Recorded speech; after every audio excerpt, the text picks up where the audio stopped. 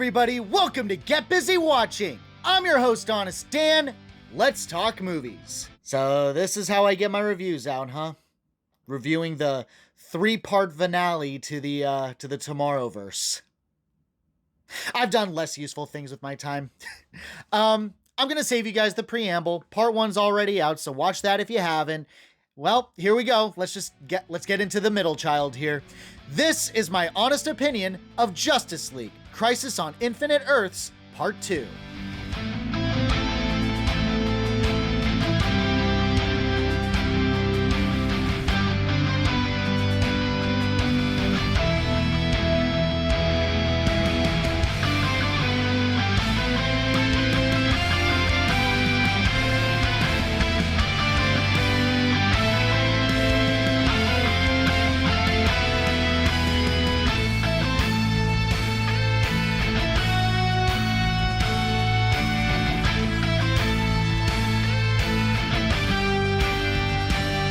The Monitor witnesses the deaths of countless realities. Despite his duty to merely observe and not interfere, he adopts an amnesiac Supergirl who just survived her homeworld's destruction. Through rehabilitating her, he learns the value of not standing idly by and decides to get involved in saving the multiverses by recruiting both heroes to the cause as well as villains, like the dimension-hopping Psycho Pirate. However, his involvement complicates matters when he interacts with the Anti-Monitor and convinces him to sabotage the Monitor's plans for promises of unlimited power. It hurts when they don't feel like you, but you cannot change them all.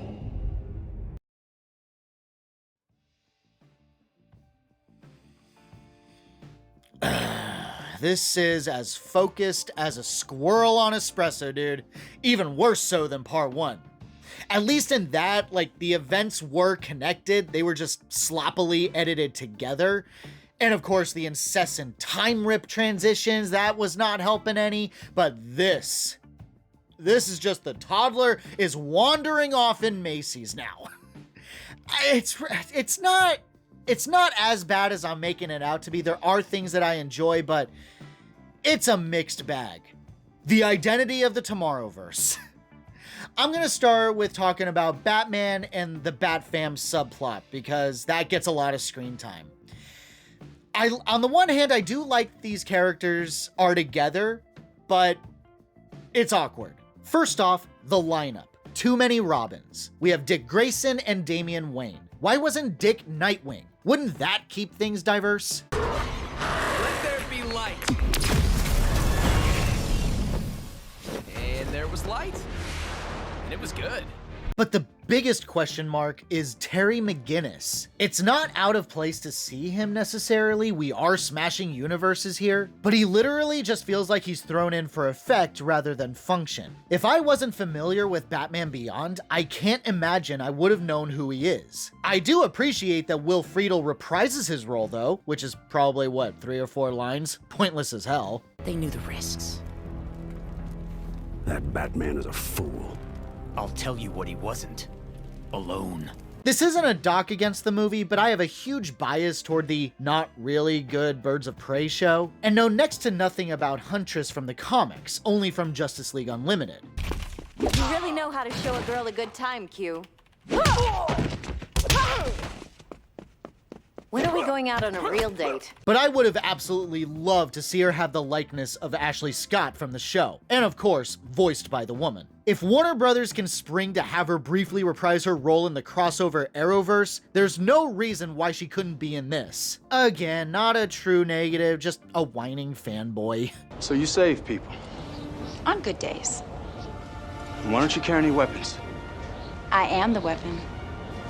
Psycho Pirate is one of the more key characters this go-around. He initially joins on the side of good, but turns on the heroes, subtly influencing their violent tendencies. Because I've been talking about Justice League Unlimited, do you remember that episode where Gorilla Grodd was kind of influencing the Justice League, and they kind of like turned against each other and even broke up briefly? This blessed organ of mine can send out thought waves that affect those moods. They open the door that most people keep locked.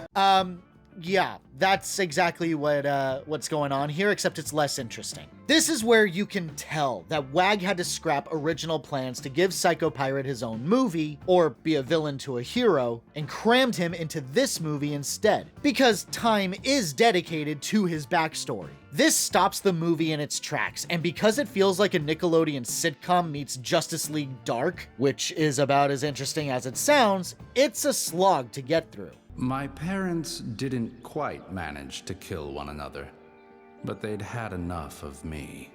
When he finally has a purpose in the story, it works well enough for what it is. Dude who should be on the side of the goodies, but is secretly trying to be on the winning side, so it has its place. Seeing the heroes turn on each other as they're facing off against shadow monsters, it does add its fair share of tension. But when they're literally fighting each other as the shadow monsters are attacking them, it feels contrived and silly. You made a misery out of my adolescence. Damned if I'll stand by and watch you do.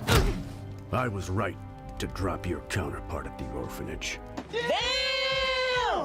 I do like Monitor's character this time, and his relationship to Supergirl. So the story goes that between the events of Kara surviving the destruction of Krypton and the events of Legion of Superheroes, she was adrift in space. She was found by Monitor, brought in, and rehabilitated because she had amnesia. But, man, say it with me, kids, it's awkward. I feel like the biggest point of part 2 is to show Monitor's eventual change of heart. How Supergirl inspired him to take action in an event that seems hopeless to stop, but believes it can be stopped. It's not given a whole lot of development, but Jonathan Adams' voice has such gravitas that it makes that realization feel earnest. But you have proven to me that only by taking action can one transform doom into salvation. What works well are the consequences of Monitor's actions. Early on, while Kara still has amnesia, she expresses that she wants to go home, despite there not being one. Monitor, however, lies to her, saying that she can go home eventually after their work is done. She figures out the truth, of course, and leaves his side to find Superman, her only kin. Legion of Superheroes happens, and she and the Monitor are eventually reunited in this movie, though it isn't all smiles and cheers. You!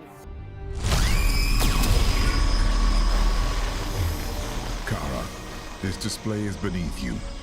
Despite his desire to finally interfere in the destruction of the multiverse and save it, Kara never truly trusts him again. For how much this subplot is constantly interrupted by the many other subplots in the story, it's perfectly acceptable for what it is. The voice acting from both Adams and Meg Connolly work very well and is the only subplot worth watching.